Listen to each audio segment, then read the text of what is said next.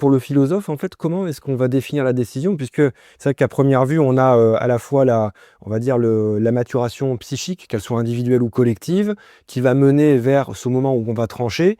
Et il y a aussi peut-être l'après-décision. Est-ce que ça fait partie de la décision? Donc comment est-ce que tu le définiras en tant que philosophe? Oui, alors c'est toujours un petit peu délicat de dire en tant que philosophe, on peut prendre appui sur un corpus pour essayer de Oui, pointer la question. Ça, c'est possible. On peut prendre appui aussi sur sa propre expérience. En tout cas, classiquement, je dirais que ce qu'on appelle décider, c'est un acte d'autodétermination de la volonté. C'est d'abord ça, c'est-à-dire je suis capable à un moment donné d'analyser la situation et de déterminer ce que doit être ma ligne de conduite et de pouvoir en assumer ensuite les conséquences. Bon. Mais ce qui suppose une claire conscience à la fois des enjeux que je rencontre, mais aussi une espèce d'anticipation des conséquences possibles. Alors du coup, on pourrait dire, au fond, décider, déjà, c'est agir. Décider, c'est toujours un acte. Ça se présente comme un acte, même si ça passe par la délibération anticipe déjà l'action. Donc autrement dit, on est déjà dans un processus de mobilisation de la force. Ensuite, il y a le rapport aux conséquences. Il faut bien voir aussi que lorsque je décide, je renonce. Parce que l'acte de décision est aussi un renoncement à un univers de possibles.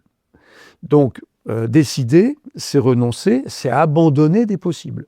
Ce qui d'ailleurs, n'est pas simple, parce que quand on abandonne des possibilités, on prend le risque de se tromper, mais aussi on découvre quelque chose qui est peut-être une source d'angoisse, à savoir que dans cette décision, je suis seul, et il va falloir que j'assume pleinement les conséquences de mon action. Donc on a à la fois l'acte, on a le passage du possible au réel, et ça c'est très, très important, c'est-à-dire que l'acte de décider est aussi quelque chose qui inscrit ma délibération dans la réalité elle-même. oui. Et c'est ce passage du possible au réel, évidemment, a des conséquences. Et je crois, on pourrait même dire qu'à partir du moment où on a décidé, on s'engage, il y a un processus de modification de la réalité. Ce processus de modification de la réalité, une fois qu'il est engagé, est irréversible.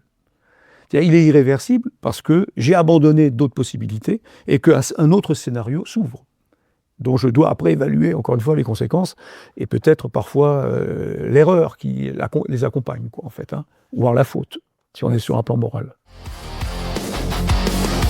Tramway, crisis, décider et agir quand tout dérape.